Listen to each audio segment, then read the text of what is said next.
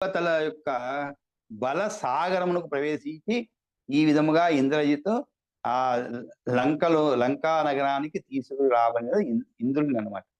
ఇది జరిగినటువంటి విషయం. కాబట్టి అనేన హి మహారాజా మహేశ్వరం అనుత్తమం ఇష్ట్వా యజ్ఞం వరో లబ్ధో లోకే పరమ దుర్లభ శక్తితోమరమీనం చ వినికీర్ణ ఆంత్రశైవలం గజ కచ్చప సంబాధం అశ్వమండూక సంకులం రుద్రాదిత్య మహాగ్రాహం మరుద్వసు మహోరగం రథ అశ్వ గజ తోయౌఘం పదాతి పులినం మహత్ అనేన హి సమాసాద్య దేవానాం బలసాగరం గృహీతో దైవతపతి లంకాంచాపి ప్రవేశిత.